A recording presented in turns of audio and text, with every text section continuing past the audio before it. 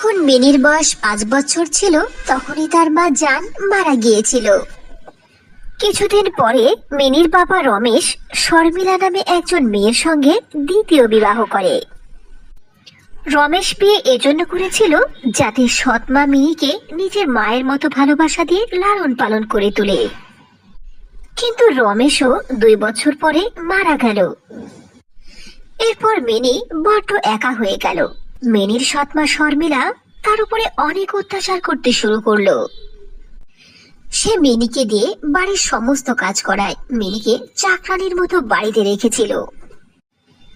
শর্মিলা মিনিকে ঠিকমতো খাবারও দিত না, সে শুধু বাসি ও পচা খাবারই মিনিকে দিত। এসব খেয়ে খেয়ে আস্তে আস্তে মিনির শরীর খুবই দুর্বল হয়ে পড়ে। আরে এই কর্মচারী, তুই কোথায় গেছিস? সকাল থেকে বিকেল হয়ে গেল, এখন পর্যন্ত ঘরের কাজই সারা হলো না। আয় তাড়াতাড়ি এদিকে আয়। মিনি বাথরুমে বসে অনেকগুলো কাপড় পরিষ্কার করছিল। সেখান থেকে মায়ের ডাক শুনে দৌড়ে তার মায়ের কাছে আসলো। কি হয়েছে মা, আমায় ডাকছো?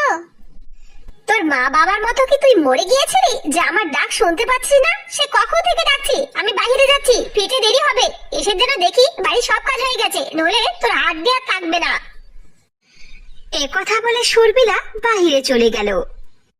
মিনি একাই বাড়ির মধ্যে বসে কাজ করতে লাগলো। কাজ করতে করতে সব কাজ শেষ হয়ে গেল, কিন্তু শর্মিলা এখনো বাড়ি ফিরে আসলো না। মা এতক্ষণও আসছে না, আমার সব কাজ তো শেষ হয়ে গেল, এখন আমার প্রচন্ড ক্ষুধা পেয়েছে, কি খাবো? মা তো রান্না করে তালা দিয়ে গেছে। আমি মায়ের আলমারির মধ্যে যাই, ওখান থেকে কিছু টাকা পেলে বাইরে গিয়ে কিছু কিনে খাবো।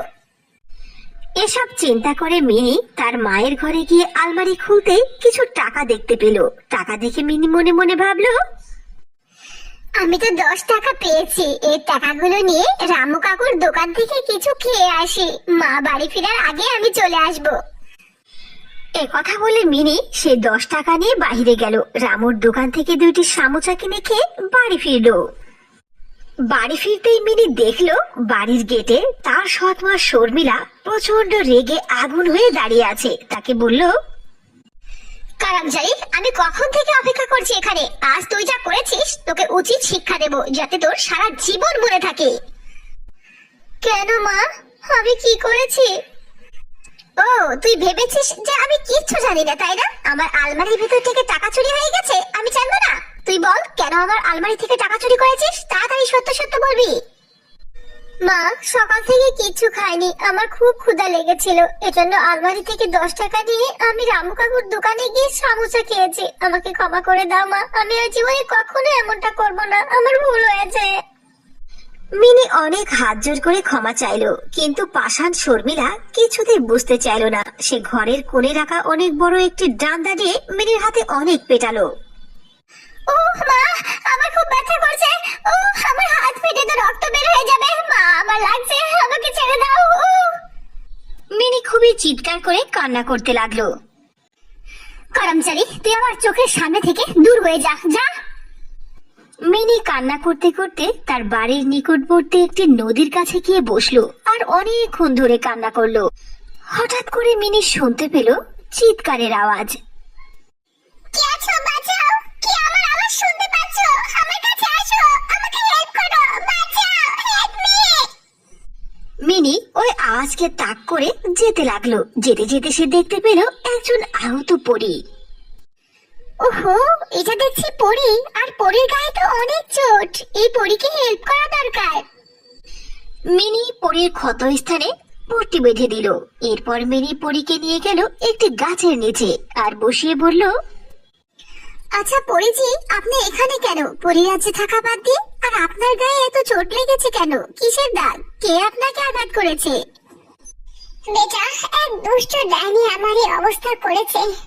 ওই দুষ্ট ডাইনি এই এলাকাতে এসে প্রতি রাতে মানুষকে মেরে খাচ্ছে। ওর সাথে মোকাবেলা করতে গিয়ে ক্লাসে কোথায় যেন হারিয়ে গেছে, এখানে আছে, আমাকে একটু খুঁজে দেবে? এরপর মিনি খুঁজতে লাগলো। অবশেষে একটি ঝোপের মধ্যে মিনি দেখতে পেল পরীর জাদুর লাঠি চকচক করে জ্বলছে। মিনি তার জখম হাত নিয়ে খুবই কষ্ট করে পরীর জাদুর লাঠি ঝোপের ভিতর থেকে উদ্ধার করে এনে পরীর হাতে দিল। পরী তার জাদুর লাঠি হাতে পাওয়ার সঙ্গে সঙ্গে সুস্থ হয়ে গেল। হঠাৎ করে পরীর চোখ পড়ল মিনির হাতের দিকে, যে হাতটি একেবারে ক্ষত বিক্ষত হয়েছিল। মিনি বেটা, তোমার হাতে এসব কিসের দাগ? কে তোমাকে আঘাত করেছে? এরপর মিনি তার সৎমা সম্পর্কে ও তার জীবনের দুঃখ সম্পর্কে সবকিছু পরীর কাছে খুলে বলল। মিনি, তুমি অনেক ভালো, আমি তোমাকে হেল্প করতে চাই। এই নাও আংটি, এই আংটি সাথে রাখবে, আর যখন তোমার সৎমা তোমার উপর অত্যাচার করবে তখন আমি তাকে সাহায্য করে দেব। এরপরে তোমার সৎমা যখন তোমাকে মারতে আসবে না, তুমি এই আংটির কাছে এসে আমার কথা স্মরণ করবে, আমি তৎক্ষণাৎ সেখানে উপস্থিত হব আর তোমার সৎমাকে আচ্ছা মতো শিক্ষা দেব। ঠিক আছে পরিজি, এবার আমার বিপদের সময় আমি আপনাকে স্মরণ করব। কিন্তু পরিজি, আপনি যে বললেন যে দুষ্ট ডাইনি এই এলাকাতে মানুষ রূপে আছে, আপনি তাকে কিভাবে খুঁজে বের করবেন? আর ওর সন্ধান আপনি বা কি করে পেলেন যে এই এলাকাতে আছে? মিনি, ওই দুষ্ট ডাইনি আমাদের পরিলোকের জেলখানাতে ছিল। আমি হলাম পরিরাজ্যের রানী পরি।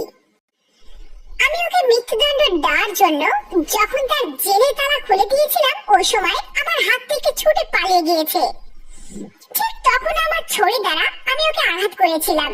তার গালে সেই আঘাতের চিহ্নটা আছে, আমি ওকে দেখলেই চিনতে পারবো, তার গালে কালো দাগ দেখে। ও এই এলাকাতে এসে প্রতি রাতে একটি করে মানুষ খুন করে খাচ্ছে, আর অনেক শক্তিশালী হওয়ার জন্য ও এই প্ল্যানটা করছে। ঠিক আছে রানীপুরি, তাহলে আমি এখন চললাম। একথা বলে মিনি পরীর দেওয়া জাদুর আংটি নিয়ে বাড়ি ফিরে গেল।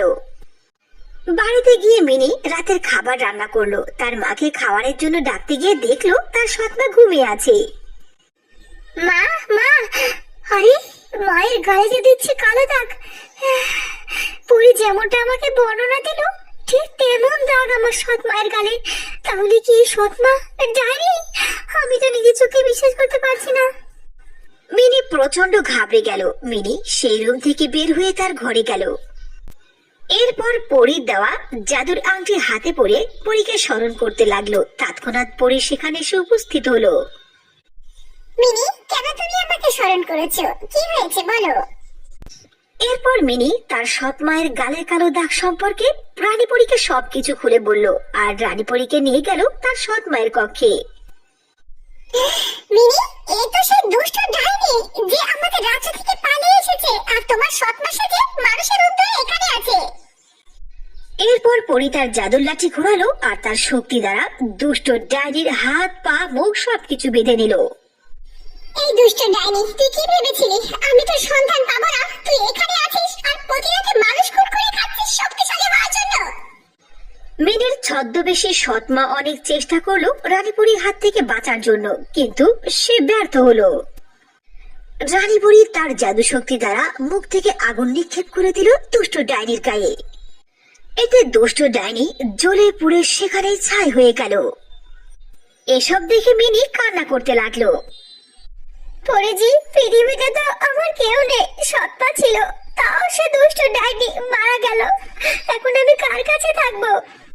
মিনি, তুমি কান্না করো না, টেনশন করো না, আমি তোমাকে পরিরাজ্যে নিয়ে যাব, সেখানে তুমি আমাদের সঙ্গে অনেক হাসি খুশিতে থাকবে।